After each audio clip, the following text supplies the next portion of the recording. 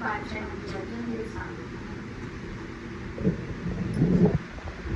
मैं समझती हूँ कि जब तक अपन किसी चीज़ को समझते नहीं हैं तब तक अपन को उसमें से आनंद नहीं आता। और समझने के लिए आपको टाइम भी चाहिए और एकाग्रता भी चाहिए। ऐसी एकाग्रता कि सामने कुछ भी हो रहा है आपको पता ही नहीं चले। जब अपन ऐसी एकाग्रता रखते हैं तब अपन को समझ में आता है कि परमात्मा हम पर कैसी कृपा करते हैं। नहीं तो पता है बहुत सारे लोगों का कहना है परमात्मा कृपा करते हैं, सुना है, लेकिन मेरे ऊपर तो कभी नहीं करते। सुना है परमात्मा सबके काम करते हैं, पढ़ा है,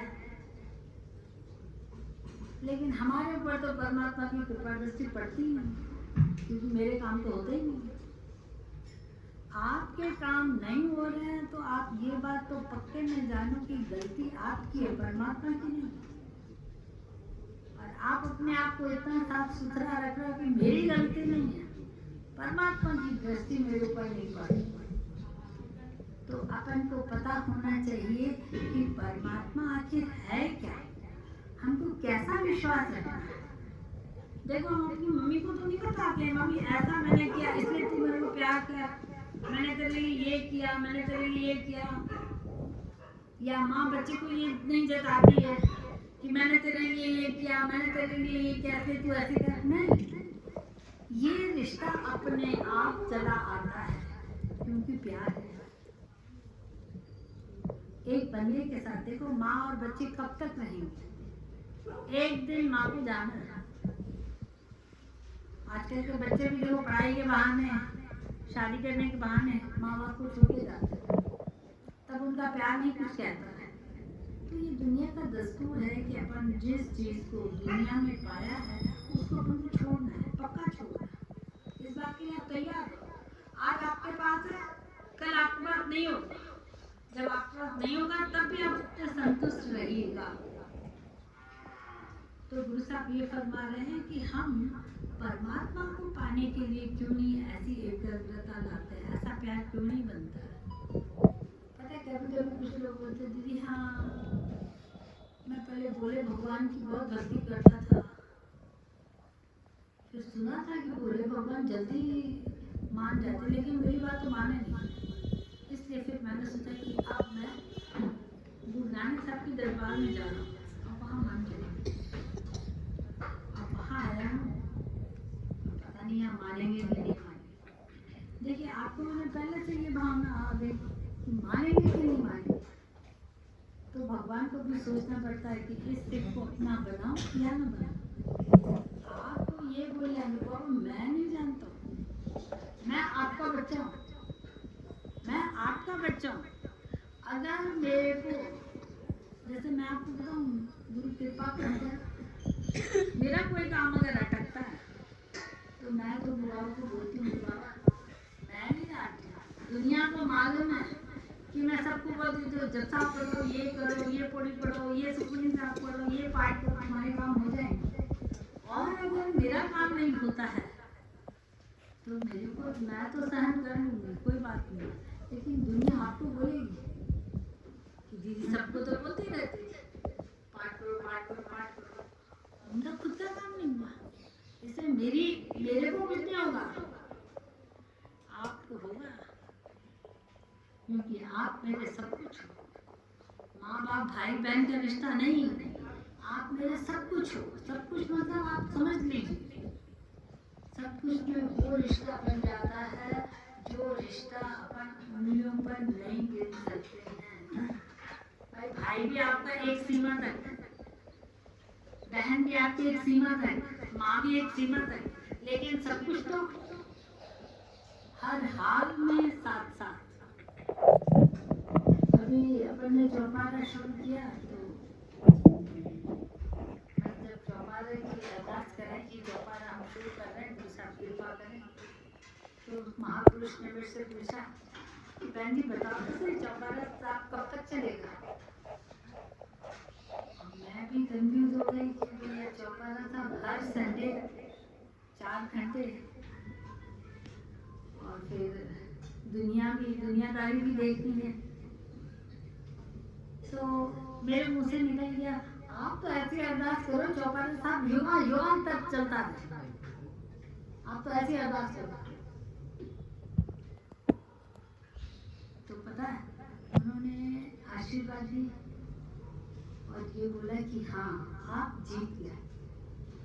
जब उन्होंने ये बोला आप जीत गए तो एक अपने मन में एक कॉन्फिडेंस आ गया कि अपनी जीत है। तो मैं आपको एक बात बताना चाह रही हूँ, अपने बात करने का ढंग, अपना व्यवहार का ढंग बताता है कि आपका विश्वास क्या है। आज गुरु साहब बता रहे हैं, गुरु साहब ने जो वचन साहब दिया है वो है प्रभु अनंत है।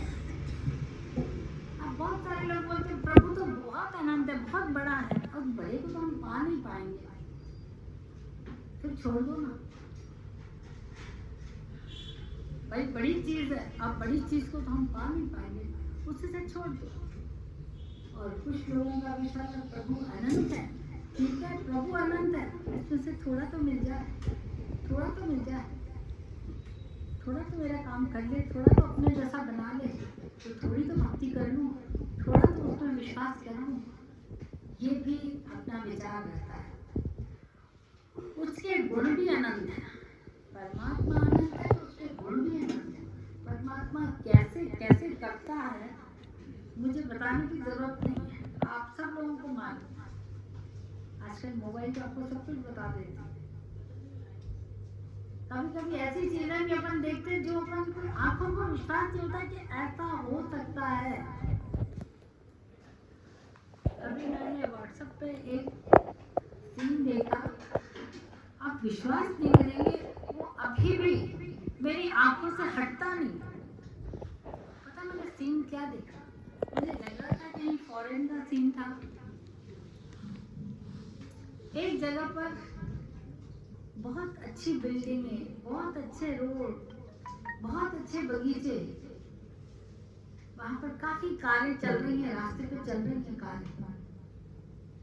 अचानक धरती पर दरारें हो रही हैं, पहले थोड़ी दरार, फिर वो दरार बढ़ती जा रही, बढ़ती जा रही, बढ़ती जा रही, तो फिर नतीजा क्या आ रहा है कि जो कार चल रही है ना, वो कार उस दरार के अंदर गिर गई। और आप सोचो कि कार अगर खाई में गिर गई तो उसका क्या हाल होगा। ऐसे एक नहीं अनेक पेड़, इतना बड़ा पेड़ जिसकी अपन कल्पना नहीं कर सकते, वो जड़ से गिर गया, इसका मतलब भूकंप आ गया। और ऐसा भूकंप जिस पर इंसान का वश ही नहीं चलता। अगर परमात्मा चाहे तो उसको रोक सकता है, अगर परमात्मा नहीं चाहे तो ऐसा हो सकता है। इसलिए अपनी जिंदगी में कुछ भी हो सकता है, अपन अगर परमात्मा पर भरोसा रखेंगे तो वो भरोसा हमको कैसे भी बचा सकता है। इसलिए परमात्मा पर भरोसा करो। गुरु साहब फरमा रहे हैं, हे ठाकुर तुम मेरे दाता हो, तुम मेरे पालक हो, तुम मेरे नायक हो और तुम मेरे स्वामी हो। तुम प्रत्येक क्षण मेरी देखभाल करते हो, मैं तुम्हारा बालक, तुम्हारे ही सहारे हूँ। ये एक भगत परमात्मा को बता रहा है। जैसे देखिए, ये आपको मालूम है, माँ अपने बच्चे को पता नहीं कौन कौन से नामों से बुलाती है। तू मेरा पप्पन है, तू मेरा सोना है, तू मेरा राजा है, पता नहीं क्या क्या बोलती है। उसको खुद को समझ में नहीं आता मैं क्या बोल रही हूँ, लेकिन वो जो जब बोलती है ना, तो उसके मन से जो प्यार निकलता है ना, वो प्यार उस बच्चे पर जब बरसता है ना, तो वो बच्चा अपने आप को बहुत सुरक्षित समझता है। उसको लगता है यार माँ से बढ़कर तो और कोई चीज़ ही नहीं है। क्यों? क्योंकि वो उसको इतना प्यार करता है। आप कभी भी देख लीजिए, कोई व्यक्ति आपको रोज रोज आकर बोले मैं तुमको बहुत प्यार करता हूँ, मैं तुमको बहुत प्यार करता हूँ, मैं तुमको बहुत प्यार करता हूँ, भले वो अंदर से प्यार करे या ना करे, लेकिन अगर वो बोल रहा है तो आप समझिए कि उसके अंदर कहीं ना कहीं प्यार की जरूरत है और वो आप में देख रहा है। तो हमको भी परमात्मा को किसी न किसी तरह, तू मेरा नायक है, तू मेरा ठाकुर है, तू मेरा स्वामी है, तू मेरा, आखिर थक जाते हैं तो बोलते हैं तू मेरा सब कुछ है सब कुछ है। अब जब अपन उसको सब कुछ बोल दिया तो वो रक्षा भी आपकी वैसी करेगा सब कुछ जैसे। भाई मेरे 4 बच्चे हैं, 4 बच्चों में से 2 बच्चे ऐसे हैं जो मेरे से पूछते ही नहीं है, और 2 बच्चों में से एक बच्चा ऐसा है कि अगर मेरे को थोड़ी सी भी दिक्कत होगी तो उठ के भाग के आता है, मैम क्या हो रहा है, तबीयत तो ठीक है। तो अपन जब कुछ एक चीज देना चाहते तो वो उस बच्चे को देंगे जो अपन को प्यार करता है, उन तीनों को अपन छोड़ देंगे, ये करेंगे अपन। भगवान भी वैसे करेगा। इसलिए आप भगवान को इतना मना लो, इतना मना लो, इतना मना लो कि जो आपके नसीब में नहीं है वो भी आपको दे के दिखा दे, वो भी आपको दे के दिखा दे। ऐसा आप परमात्मा को मना लो। हे प्रभु, मैं अपनी एक जिह्वा से तुम्हारे किस किस गुणों का वर्णन कर सकता हूँ, क्योंकि वे असंख्य हैं। मतलब आपके जो गुण हैं वो इतने ज्यादा हैं कि मैं बोल भी नहीं पा रही, मैं अपने मुंह से बोल भी नहीं पा रहा हूँ कि तुमने मेरे लिए ये किया, तुमने। अब आप देख लीजिए, आप अपने शरीर पर आ जाइए। अगर आपको परमात्मा एक आंख ना दे तो आपके परमात्मा से लड़ाई करने जाओगे। पता है, फिर अपन ये कहते परमात्मा शुक्र है एक आंख तो दी है ना, एक आंख से काम चला लूंगा, चल जाएगा, कोई बात नहीं, अंधा तो नहीं किया ना। जो लोग अंधे हैं उनसे, उनके साथ क्या बीती होगी। तो इस तरह से परमात्मा ने अपन को कितना सुंदर शरीर दिया है। इस शरीर में अगर थोड़ी सी कमी पड़ जाए, एक तिनका आपकी आंख में पड़ जाए तो आपकी क्या हालत होती है। किसी से आपको एक कांटा लग जाए तो आपकी क्या हालत होती है। उसने अपना शरीर कितना सोच समझ के बनाया है। अगर आपको अभी थोड़ी गर्मी हो रही है तो आपकी क्या हालत होती है। आप सोचो परमात्मा ने हमारा शरीर कैसा बनाया है। तो उठते बैठते परमात्मा को धन्यवाद दो कि परमात्मा आपने हमको इतना अच्छा बनाया है। हे प्रभु, तुम मेरे करोड़ों अपराध नष्ट करते हो और मुझे अनेक प्रकार से समझाते हो। अब कभी कभी पता है, एक भगत बोलता है मैंने तो इतनी भक्ति करी, मैंने तो इतनी भक्ति करी, फिर भी मैं फेल हो गया। या पता है, एक सीधे साधे व्यक्ति को जेल जाना पड़ा। तो उसने बोले ये क्या, मैंने तो कुछ किया ही नहीं, फिर उनको जेल क्यों भेजा। अब जेल गया तो अब उसको वहां तो रहना पड़ेगा। उसने कहा परमात्मा ठीक है, तूने मुझे जेल इसलिए भेजा होगा कि मैं जब घर पे था तो घर के काम करता था, दुकान पे जाता था, दुनियादारी से करता था। तेरा पाठ में जल्दी से वो पाठ सिर्फ एक ही कर पाता था। अब तूने मुझे जेल इसलिए भेजा है कि मैं पूरा दिन तेरा पाठ करूँ। बहुत अच्छा, बहुत अच्छा। और उसने पाठ करना शुरू कर दिया। जब उसने पाठ शुरू कर दी और जब उसके फैसले का दिन आया तो जज जब उसका फैसला लिख रहा था, उसमें उसका वो जिस केस में फंसा था उसकी सजा फांसी थी। तो जब जज उसका फैसला लिख रहा था तो उसके पेन की इंक खत्म हो गई। अब इंक खत्म हो गई तो लिखे क्या था। उसने छोड़ो भाई, दूसरी पेन दो। दूसरी पेन उसके हाथ में आई तो पेन का निब टूट गया। लेकिन क्या हो रहा है भैया, दूसरी पेन दो। अब उसको दूसरी पेन दी तो उसकी मति खराब हो गई कि इसको फांसी की सजा कैसे मिल रही है। अब ये फैसला बाद में करूंगा, ये सोच के उसने उस फैसले को रोक दिया।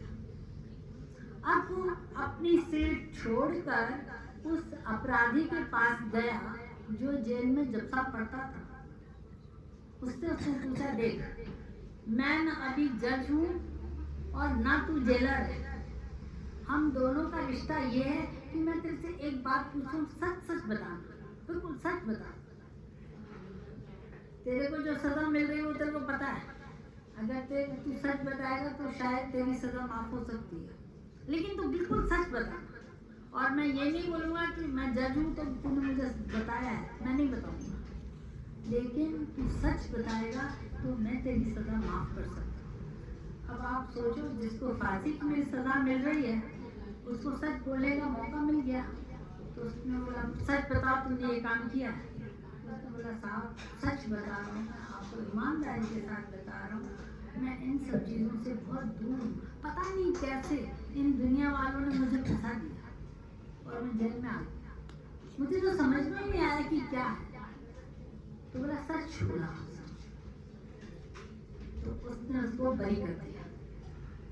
जब उसको बरी कर दिया तब वो जेलर जो था वो उस जज के पास गया, बोला साहब एक बहुत बड़ा काम हो गया, मुझे बहुत खुशी है इस बात की।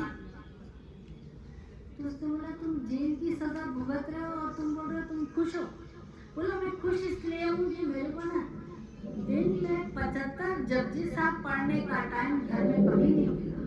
मैंने जेल में रहकर दिन में 75 बार जपजी साहब का पाठ पढ़ा, इससे बड़ा काम मेरा कोई हो ही नहीं सकता। जज ने बोला, हाँ तेरी यही कृपा ने तेरी सदा माफ करी है। तो मैं आपको ये बताना चाहती हूँ, दुनिया में ऐसा कोई काम नहीं जो आप बोलो हो ही नहीं सकता, हो ही नहीं सकता, ये तो हो ही नहीं सकता। पता है कभी कभी तो ये भी देखा गया है कि आपकी मौत लिखी हुई है, आपकी मौत लिखी हुई है और आपको सपने में दिख भी गई, आप मर गए, आपका अंतिम संस्कार ऐसे हुआ, ये रो रहा था, ये हंस रहा था, इसको खुशी हो रही थी, इसको दुख हो रहा, सब आपने देख लिया, लेकिन आप जब उठे तो आपने देखा मैं तो जिंदा हूँ। तो आप ये समझो कि आपकी मौत भी टल सकती है भक्ति के द्वारा। देखो सबसे ज्यादा डर लगता है मुझे मौत से। तो गुरु साहब बता रहे हैं कि गुरु साहब जो चाहे वो कर सकते हैं, लेकिन हमारा विश्वास होना चाहिए। अभी देखो अमृत वेले आने के बाद अरे दीदी क्या करें, कल नींद ही नहीं खुली। अब जो बोलता है ना नींद ही नहीं खुली, तो मेरे को लगता है जिसको अगर परमात्मा का डर नहीं है, जिसकी भाई आपको क्लास में पीरियड अटेंड करना है और टीचर आपको बोलेगी कि आप टाइम पे आना और आप टाइम पर नहीं गए, तो आपकी हालत क्या होती है? कितना डर लगता है टीचर से।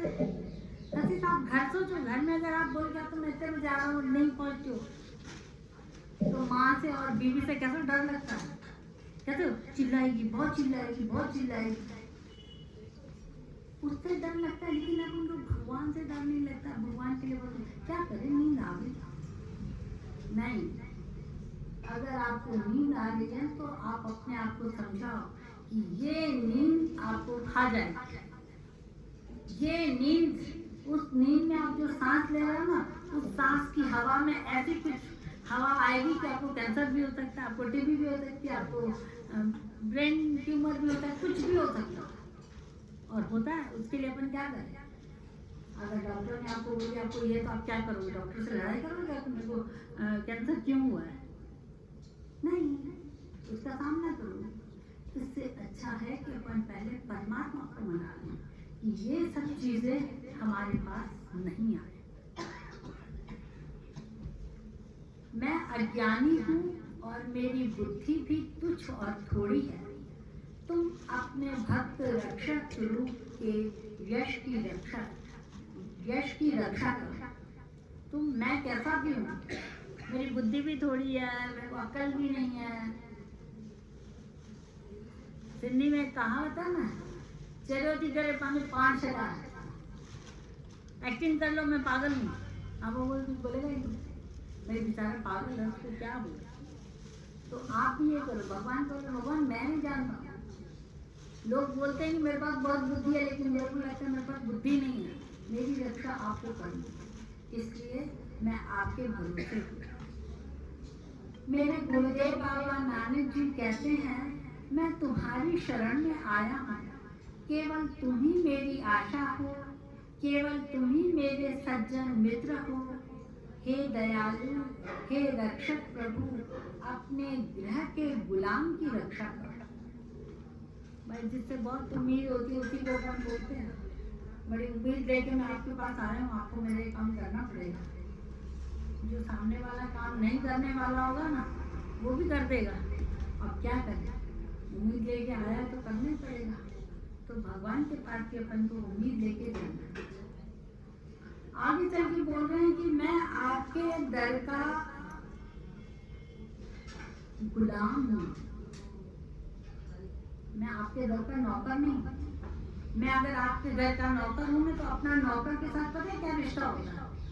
भाई पहली तारीख आ गई, हमने तुमको सैलरी दे दी, अब आपकी मर्जी, अब आप आओ तो आपको सैलरी मिलेगी, आपकी मर्जी नहीं आओ तो आपको सैलरी नहीं मिलेगी।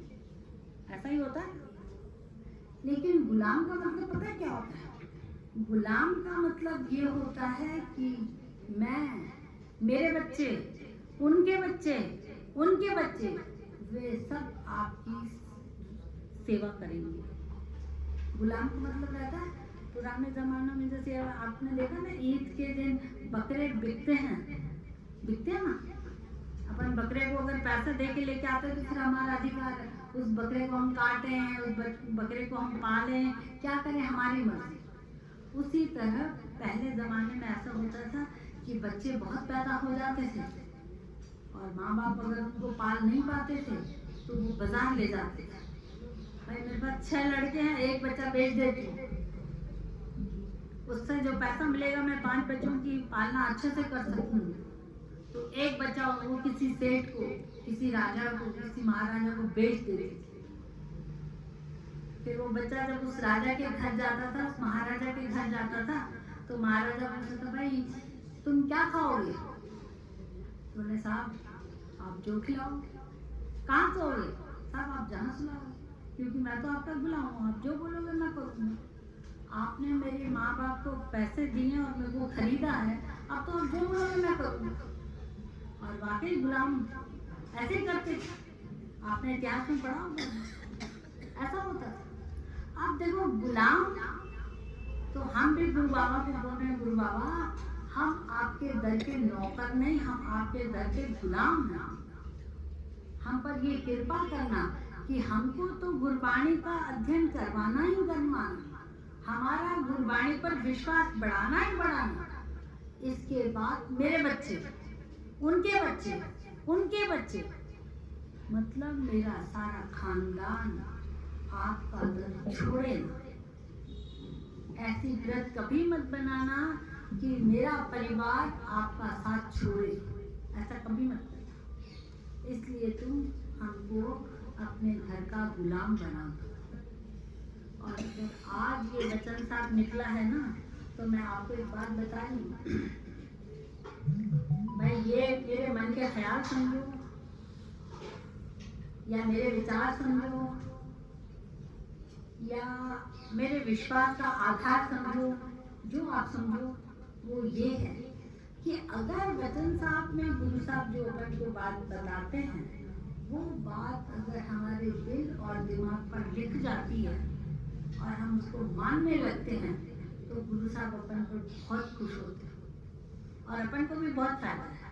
जैसे देखो आज 5 अक्टूबर, 6 अक्टूबर को गुरु साहब ने हमको ये वचन दिया है कि भाई आज मैं तुम सबको जो सुन रहे हैं, उन सबको मैं इतनी परमिशन दे रहा हूँ कि आप सबको मैं अपना गुलाम बना लेता हूँ।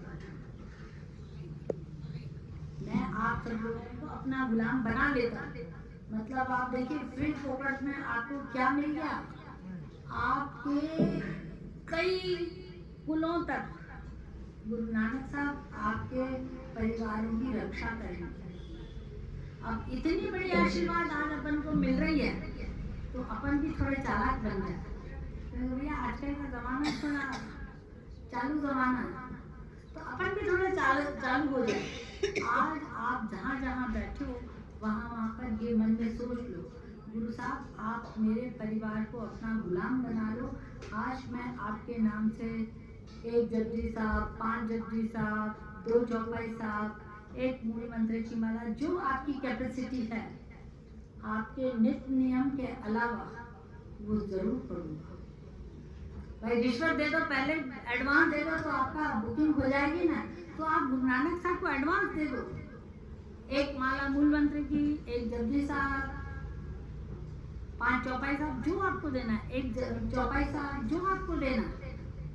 लेकिन गुरु बाबा आज आपने बोला है कि आप हमको अपना गुलाम बनाओगे, मतलब मेरे परिवार के जुगान जुगान तक, जब तक मेरा परिवार चलेगा तब तक उनको अपना शिष्य बनाओ। वरना मैं आपको बता रही हूँ कि गुरु नानक साहब का दर ऐसे नहीं मिलता। वो बहुत किस्मत वाले लोग होते हैं। जैसे कहते हैं ना, पानी बहुत पहाड़ों से छल छल करता साफ होके तब अपने पास आता है, वैसे भी अपने कुछ कर्म किए हुए हैं तो हमको गुरु नानक साहब जैसा गुरु मिला है, गुरबाणी हमको मिली है। ये हमारे नसीब अच्छे हैं। नहीं तो देखो कितने लोग हैं, कहाँ कहाँ भटक रहे हैं, कहाँ कहाँ भटक रहे हैं, मुझे बताने की जरूरत नहीं। तो मैं आप सब लोगों से विनती करूंगी कि इस खुश नसीब को बरकरार बनाए रखो। अमृत वेला किसी भी स्थिति में आपका अमृत वेला मिस ना हो, और किसी भी स्थिति में आपका गुरबाणी से विश्वास ना हो। पता है कुछ लोग अपन को बोलते हैं, क्या यार तुम्हारे यहाँ तो जब देखो तो पढ़ते ही पढ़ते रहते, तुम्हारा दिमाग खराब नहीं होता है पढ़ के। अब आप एक बात बताओ, अगर अपन सुपनी साहब अच्छे से पढ़ते तो अपन को और पढ़ने की इच्छा होती है, और इच्छा पड़ती है। और वो लोग बोलते हैं हम सुपनी साहब पढ़ते हम बोर हो जाते हैं। भाई दिमाग सिर दुखने लगता है, कितना पढ़ दो। आप जिसको जैसी टेस्ट मिलती है वो वैसी बात कर, अपन को वो टेस्ट मिलती है वो बात कर उसको। तो ये खुश नसीबी है हमारी। संत खेदाराम साहब को अपन थैंक्स बोलेंगे कि गुरु बाबा संत खेदाराम साहब का संग दिया, जिसने हमको लाके यहाँ खड़ा किया, और यहाँ खड़े होकर हमने क्या क्या नहीं पाया, सब कुछ पाया। अभी भी आप देख लीजिए, अभी भी अगर आपका मन कह रहा ना मेरी ये समस्या, थोड़ा घुटनों में से दर्द दूर हो जाता तो मैं खुश होता, लेकिन आपका घुटनों का दर्द दूर होगा, आप विश्वास तो रखो। आप विश्वास नहीं रखोगे, आप घुटनों का दर्द लेके आप दर्द भटकोगे तो और बढ़ेगा। अभी टाइम परमिशन नहीं दे रहा है, लेकिन आपको एक और अच्छी बात बताऊं कि घुटनों का दर्द कैसे दूर होता है, कोई भी समस्या कैसे दूर होती है, मैं आपको कल बताऊं। तो आप लोग इस बात पर तैयार रहो कि आज गुरु साहब ने हमको हाथ पकड़कर हमारे सिर पर हाथ रख के हमको अपने दर का गुलाम बनाया है। इसलिए गुरु साहब आज हम आपकी कुछ स्पेशल पूजा करके और ये आपसे कैश करवाएंगे कि आपने जो बोला है वो आपको करना पड़ेगा। आप यहाँ आके करो, आप घर में करो, ऑफिस में करो, दुकान पे करो, आपकी मर्जी, लेकिन करना पड़ेगा। बोल गुरु नानक